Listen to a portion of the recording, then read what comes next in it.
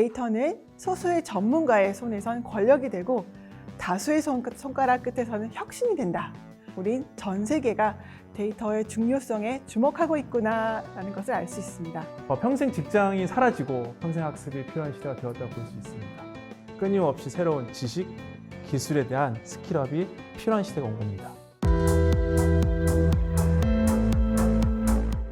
대혼돈의 멀티버스 그 끝판왕 데이터 리터러시 세상에 오신 여러분 환영합니다. 네, 저는 여러분의 즐거운 여행을 돕기 위한 길잡이 주민찬입니다.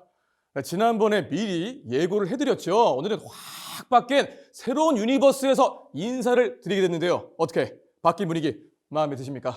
저는 마음에 드는데. 네, 오늘은 분위기 바뀐 게 아닙니다. 여러분의 즐거운 여행을 돕기 위한 아주 귀한 두 분 자리를 해주셨는데요. 과연 어떤 분일지 궁금하시죠? 지금 바로 모셔볼게요.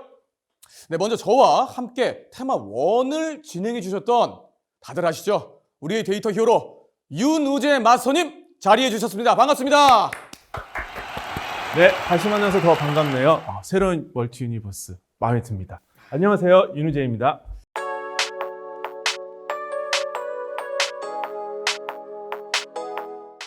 지난번 테마 1에 출연해 주신 다음에 정말 반응이 뜨겁거든요. 어떻게 그런 인기를 몸소 체감하시나요? 정말 체감하고 있습니다. 여러 군데에서 특히 다른 차원에서 연락이 오고 있습니다. 정말 느끼고 있습니다. 아니, 체질이신 것 같아요. 그런 것 같습니다. 아직 부족하신 거 아니에요, 관심이? 좋습니다. 네, 오늘의 활약도 정말 기대를 해보겠습니다. 자, 다음으로는 뉴페이스죠. 야, 기운이 심상치 않습니다. 테마 3를 이끌어갈 또 한 분의 마스터님이십니다. 데이터 고민 내게 맡겨라. 데이터 고민 해결사 제시카 마스터님입니다. 반갑습니다. 안녕하세요. 처음 인사드립니다. 제시카입니다. 고민 해결사라는 멋진 이름으로 소개를 해주시니까 괜스레 떨리기도 하는데요. 최선을 다해서 여러분의 고민을 다 해결해 드리겠습니다. 기대 많이 해주세요.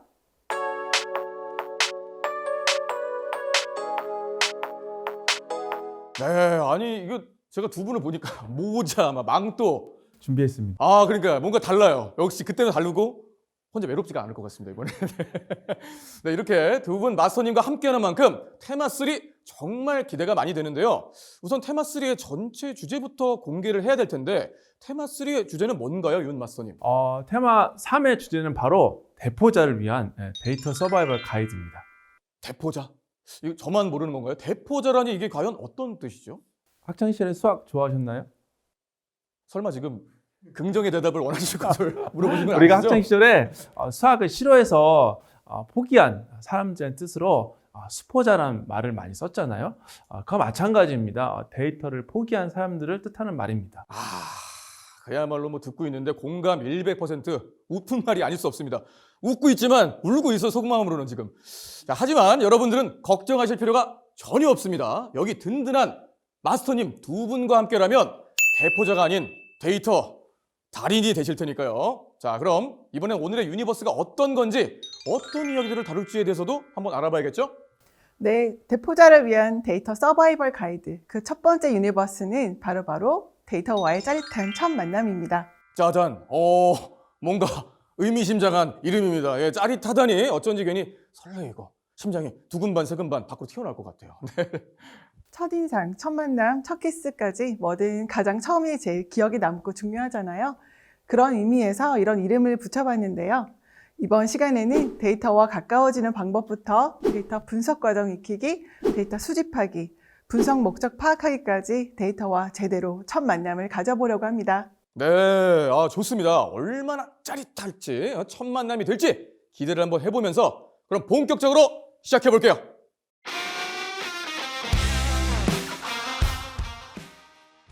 대포자를 위한 데이터 서바이벌 가이드. 이 시간을 위해서요, 저희가 사전에 미리 다양한 데이터 고민 사례들을 받아봤었는데요. 정말 많은 사례들이 도착을 했다고 합니다. 많은 관심 감사드리겠습니다. 감사합니다. 저도 사례들을 미리 한번 살펴봤습니다. 정말 다양하고 기발한 고민들이 많이 도착했더라고요. 데이터에 대한 공무원들의 관심이 이렇게 많구나 생각이 들었습니다. 그분들의 고민을 이번 기회에 제대로 해결해야겠습니다. 그런 생각을 하게 되었습니다. 네, 맞습니다. 그런데요, 저는 사실 데이터에 대해서 잘 모르다 보니까 그 질문들을 보면서도 여러 가지 궁금증이 생기더라고요. 특히 처음 보는 용어들이 많아서요. 일일이 하나씩 찾아보곤 했는데 그러다 보니까 문득 이런 의문이 하나 들었습니다. 빅데이터, 머신러닝, 딥러닝, AI 등 이 새롭게 떠오른 이런 기술 관련된 용어들이 과연 데이터와는 무슨 상관이며 또 우리 삶에 실질적인 영향을 주긴 하는 건가? 이런 생각이 들더라고요. 그래도 뜻도 찾아보시고 공부 많이 하셨네요. 일단 칭찬부터 해드리고 싶습니다. 4차 산업혁명의 주요 기술들에 대한 이야기들을 해주셨는데요. 이 모든 것들이 데이터에 기반한 기술들이라는 것을 먼저 이해하셔야 할 것 같습니다. 위의 용어들은 이미 찾아보셨다고 하니까 다른 것들을 예를 들어서 설명해 볼게요. 먼저 자율주행 자동차를 예를 들 수 있는데요. 자율주행 자동차는 어떤 건지 알고 계시죠? 네, 물론입니다. 영화에서나 보던 일이 실제로 이루어진다며 요 몇 년 사이에 정말 핫하게 이슈로 떠오르고 있잖아요. 맞습니다. 그 자율주행 자동차를 움직이는 데는 데이터가 중요한 역할을 하고 있는데요. 이미지 데이터를 실시간 분석해서 자율주행이 이루어지거든요. 컴퓨터 비저닝의 끝판왕이라고 볼 수 있습니다. 다음으로 이건 이미 실제로 많이 사용하고 있는 건데요. 팝하고나 구글 실시간 번역 앱 요즘 정말 많이 쓰잖아요. 이거는 사실상 여행 필수품이죠. 저는 저거 없이는요 여행은 꿈도 안 꿉니다. 실시간 번역 앱 역시 데이터가 중요한 역할을 합니다. 하이퍼스케일 텍스트 데이터로 한 결과이거든요. 저도 지금 제시카님 설명을 듣다 보니 생각난 게 하나 있습니다. 요즘 우리가 버리는 쓰레기 중에 플렉스류가 많다는 걸 다들 아시죠? 이게 재활용품이 되는 것과 아닌 것이 있어서 분류 작업이 굉장히 필요합니다. 근데 일일이 손으로 걸러내기엔 너무 힘든 작업입니다. 이럴 때 데이터가 또 활약하게 되는데요. 플라스틱 재질을 파악하는데 빛을 표면에 쏴서 그 데이터를 모아서 실시간으로 분류기로 걸러냅니다. 재활용 작업을 진행되는 거죠. 데이터에 활용할 줄 몰랐다면 아마 한국 사람들은 쓰레기 동산에 살고 있을지 모를 겁니다. 와우. 이게 설명을 듣고 있다 보니까 데이터의 중요성에 대해서 제대로 깨닫게 됐습니다. 네. 자, 그럼 이제 본격적으로 첫 번째 고민부터 만나보도록 하겠습니다.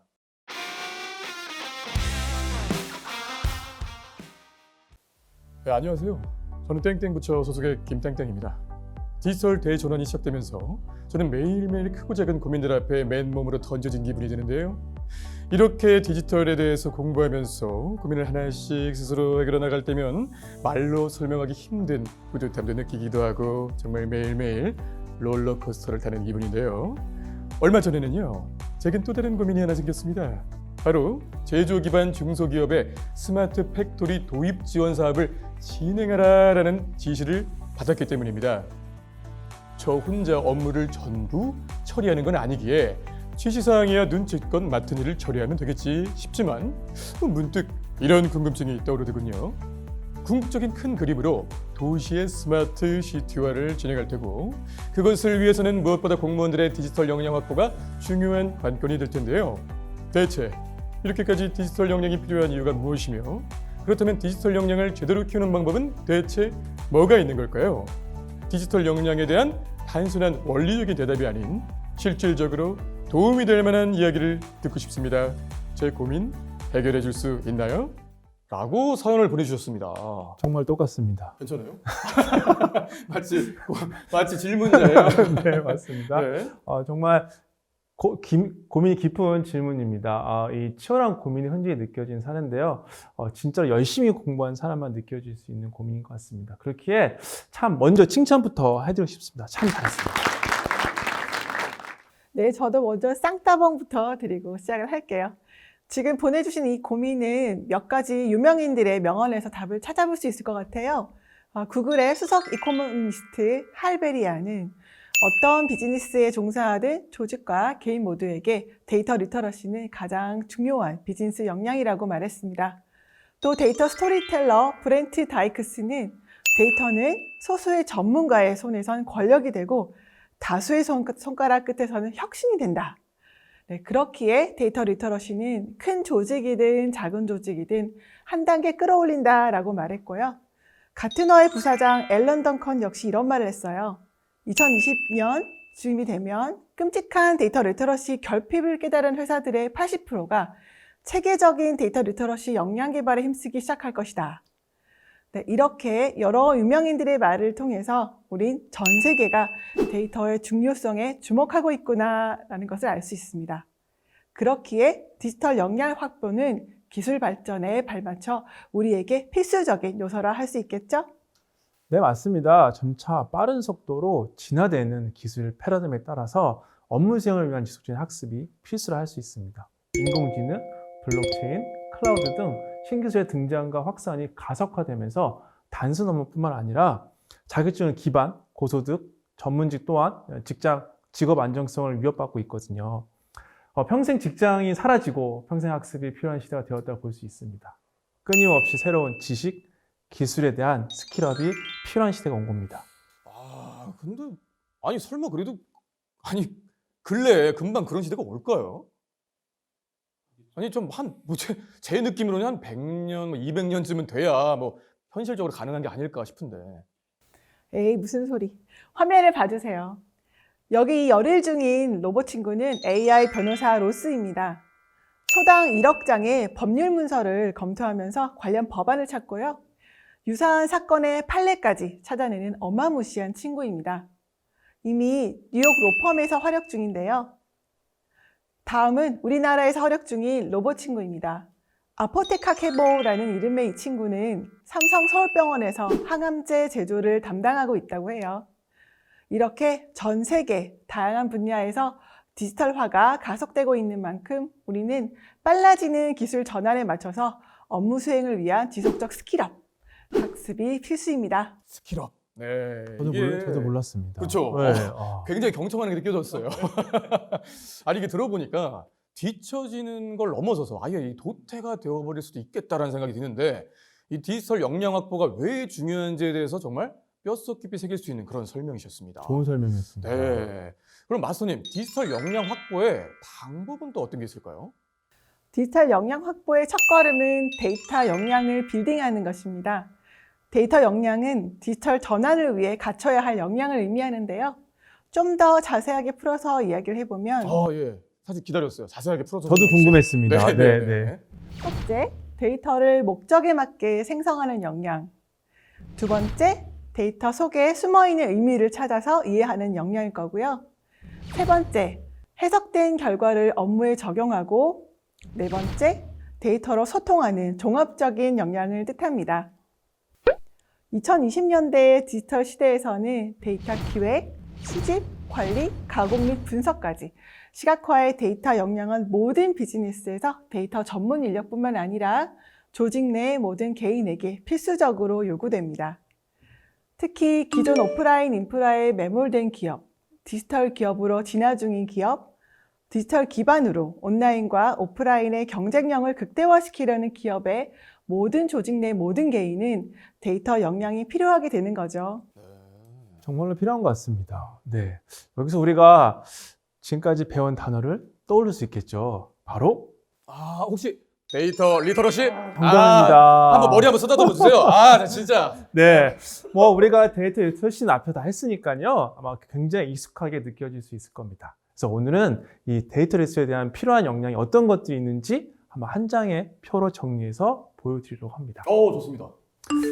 데이터 문제 내용은 데이터 확보와 이해를 바탕으로 한 의사결정과 커뮤니케이션까지 이렇게 크게 4가지로 분류 가능합니다. 하나씩 자세히 설명드리자면 첫 번째, 데이터를 이해할 수 있다는 것은 데이터에 드러나거나 생략된 정보를 파악하고 패턴을 발견하여 문제 해결에 활용할 수 있는 역량을 말합니다. 두 번째, 데이터를 확보할 수 있다는 것은 단순히 데이터 확보에 그치지 않고 데이터 수집이 여의치 않은 경우 기존 데이터 혹은 직관을 동원해 대체 데이터를 확보한 능력까지를 말한다고 볼 수 있습니다.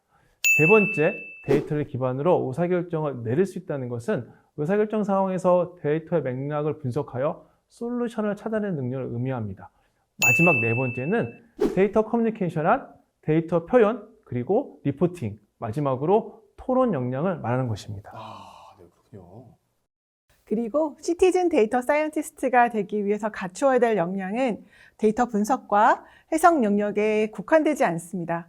저는 특히 데이터 공감 역량과 데이터 스토리텔링 역량을 강조하고 싶은데요. 데이터를 단순히 대하지 않고 지속적인 질문을 통해서 정황, 의도, 그리고 정보를 파악하는 데이터 공감 역량은 데이터를 대하는 기본 자세, 출발점이라고 할 수 있습니다. 데이터를 활용해서 메시지를 극적으로 전달할 수 있는 데이터 스토리텔링 능력이야말로 데이터 문해력의 종착점이 아닐까요? 네, 좋습니다. 그럼 계속해서 다음 고민 사연 한번 만나볼게요.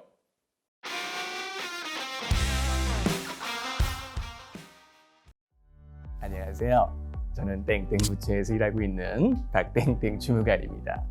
저는 사실요, 이 고민이 생기기 전까지는 나름 데이터 중급자 정도는 된다는 그런 자부심이 있었는데요. 그런데 제 자부심에 금이 가는 일이 생겼어요. 얼마 전 관련 부서로부터 데이터 분석을 의뢰받아서 처리하는 과정에서 그런 일이 생기고야 말았습니다. 당연히 평소처럼 열심히 데이터 분석을 해서 그 결과를 남겼는데요. 해당 부서 담당자로부터 이런 피드백을 받고야 말았습니다. 분석 결과에서 인사이트가 안 보이네요. 왜 이렇게 오래 걸렸나요? 세상에나 마상에나 상처받은 마음을 보여잡고 고민 사연을 보내봅니다. 두 번 다시는 이런 실수를 하지 않기 위해서 데이터 분석을 하기 전 유의할 점이 있다면 알려줄 수 있나요? 라고 사연을 주셨네요. 와, 메소드 연기를 해주셔서 그런지 메소드인가요? 완전 얄밉게 들려가지고 감정이입했습니다. 혹시 다중인격? 아니, 아니 이제 이런 말씀도 그런데 하라는 대로 한 거야. 영희가 좀 괜찮았다라는 네, 그런 또 감사한 마음으로. 한 분은 굉장히 익숙하신 분. 그렇다면 다시 한번 머리 한번 쓰다듬어 주세요. 감사합니다.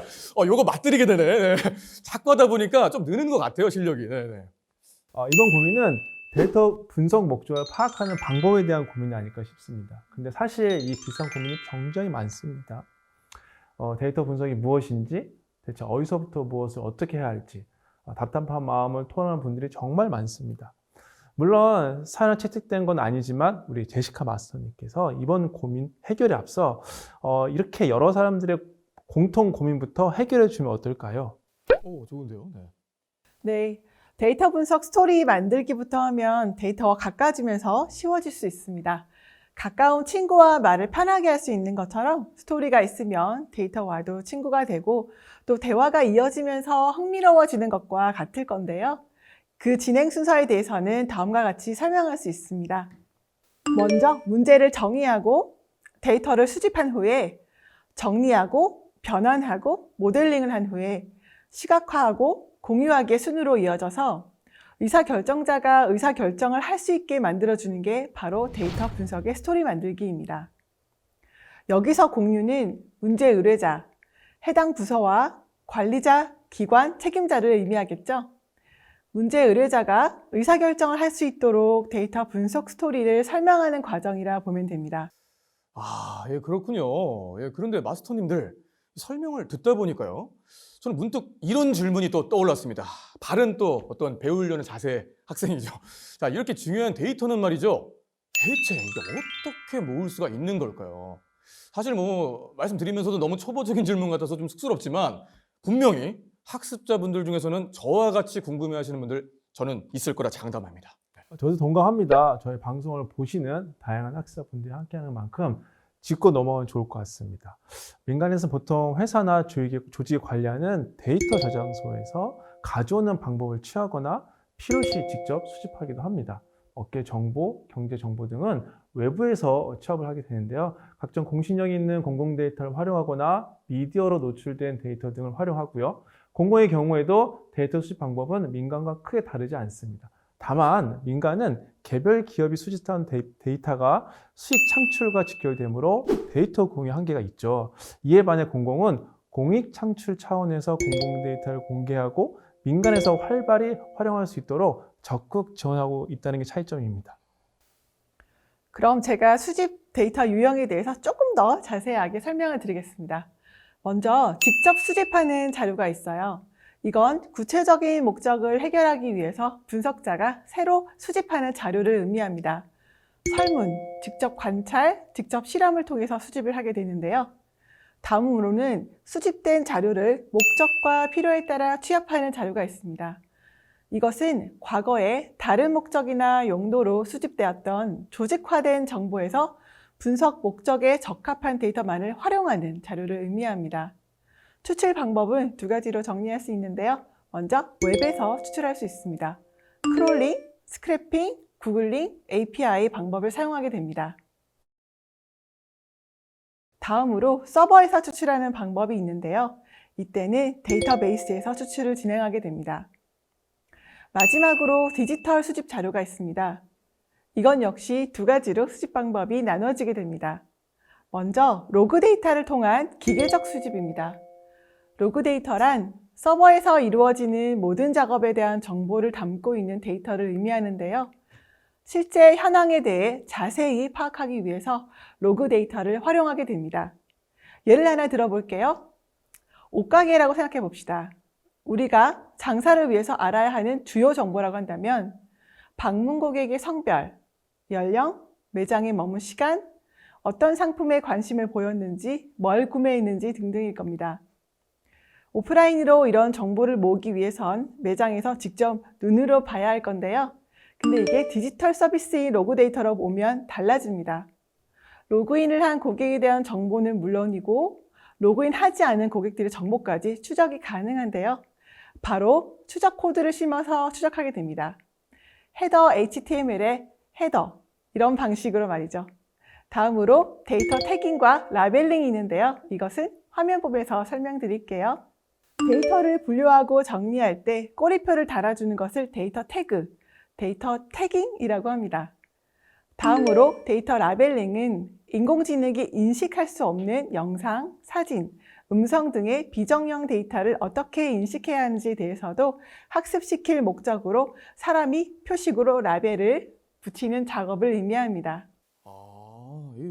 정말 다양한 데이터 수집 방법들이 있었네요. 이제 그럼 본격적으로 오늘의 고민이었죠. 데이터 분석을 하기 전 유의사항에 대해서 이야기들을 한번 나눠봐야 할 텐데요. 제시카 마스터님. 네, 우리 학창 시절을 떠올려 볼까요? 글을 쓸 때 이걸 주의해야 한다고 배웠던 것 같은데 이게 뭔지 두 분은 아시겠어요? 저는 지금도 주변에서 이거 틀리면 좀 없어 보여요. 약간 맞춤법? 요거 아닐까요? 데이터 이야기하고 있는데 웬 만취법 이야기라니? 넘어가줘요 좀. 아, 그래도 우리가 갈 길 아직 좀 많이 보입니다. 네. 육하원칙으로 하는 거 어떨까요? 네, 맞습니다. 역시 우리 히어로 윤마스터님 데이터 분석에서도 육하 원칙이 중요합니다. 육하 원칙의 근거에서 분석 목적을 파악해야 하기 때문인데요. 하나씩 설명드릴게요. 왜요? 어느 부서에서? who? 누가 요청했는지? what? 무엇을 요청했는지? why? 왜 요청했는지? when? 언제까지가 기한인지? 그리고 마지막 how는 데이터 분석 담당자가 전문적 지식을 가지고 풀어봐야 되겠죠? 우리가 어릴 적 배웠던 육하 원칙에 맞춰서 파악한다면 분석 목적 파악도 무척 심플하게 해결 가능하다고 생각합니다. 만약에 육하 원칙을 무시하고 무작정 시작한다면 데이터 분석을 요청한 것과 아예 다른 방향으로 흘러가 버리거나 결과에 책임질 수 없는 그러한 현상이 빈번히 일어나게 될 텐데요. 마치 진주를 캐러 바다에 나갔다가 고생고생하며 조개만 캐어오거나 심하게는 조개 껍데기만 주워오는 결과라고 할 수 있겠죠? 비유가 아주 기가 막히십니다. 네, 좋습니다. 대혼돈의 멀티버스. 저도 같이 할까요? 좋죠. 이제 눈만 봐도 바로 아시는군요. 네, 좋습니다. 감사해요. 아직 부끄러우시면 작게 그리셔도 돼요. 네, 좋습니다. 갈게요. 집중하시고. 대혼돈의 멀티버스. 그 끝판왕. 데이터 리터러시 세상 속 또 하나의 유니버스. 데이터의 짜릿한, 이것도 한번 해주시겠어요? 짜릿한 첫 만남을 함께 해봤는데요. 두 분 마스터님 어떠셨나요? 저는 많은 공무원들이 이렇게 다양한 고민을 하고 있다니 정말로 기분이 좋습니다. 고민은 또 나눠야 해결되는 거 아니겠어요? 다들 주저하지 마시고 데이터 고민이 있다면 저희에게 SOS를 보내주시면 좋을 것 같습니다. 네, 그렇습니다. 데이터에 대해서 모르는 게 없는 두 분이 이렇게 떡하니 자리를 빛내주고 계시는데 해결 못할 데이터 고민이 세상에 어디 있겠습니까? 있어요? 있습니다. 이러면은 제가 안 되겠다. 나 진짜 다시 나 못 들은 걸로 할게요. 해결 못할 데이터 고민이 세상에 있어요? 있습니다. 있어요? 있긴 있겠는데 그래도 최대한 없을 수 있도록 전국의 데이터 고민으로 혼자 소갈이하며 끙끙 앓고 있는 공무원분들이 있다면 댓글로 고민 사연을 마구마구 남겨주시면 감사하겠습니다. 저희가 남김없이 말끔하게 해결을 해드리도록 하겠습니다. 그럼 저희는 다음 유니버스에서 만날게요. 안녕! 다시 돌아온 데이터 싱킹 티키타카. 역시나 오늘도 여러분들과 함께하는 시간을 준비해봤는데요. 바로 학습자 싱킹 티키타카입니다. 자, 이번 주에 선정된 우수 답변을 공개해봐야 될 텐데요. 화면으로 나가니까 잘 봐주세요. 네, 이번에도 역시나 기발하고 재미난 답변들로 열렬한 반응을 보여준 학습자 여러분, 진심으로 감사드리겠습니다. 자, 여러분의 기대를 한몸에 받고 있는 학습자 싱킹 티키타카. 지금부터 이번 주 문제를 공개할 테니까 눈 크게 뜨고 오픈 your eyes. 잘 봐주세요. 자, 문제 나갑니다. 시티즌 데이터 사이언티스트가 되기 위해 갖춰야 될 역량은 데이터 분석 능력, 데이터 해석 능력, 데이터 공감 역량과 그리고 땡땡땡 역량 4가지입니다. 자, 과연 바로 땡땡땡 안에 들어갈 내용은 무엇일까요? 이 질문에 대해서 여러분의 생각을 공유해 주세요. 학습 영상 우측에 답변 참여하기 버튼 클릭 눌러서 다양한 의견 남겨주시면 되겠습니다. 또 다른 사람들의 의견에도 하트 꾹꾹 눌러주시는 거 잊으시면 안 되겠죠. 그리고 우수 답변자에게는 커피 선물 기다리고 있으니까 많은 참여 부탁드리겠습니다. 역시 다음 시간에 우수 답변 공개할 예정이니까요. 많은 기대 부탁드리겠습니다. 그럼 뿅!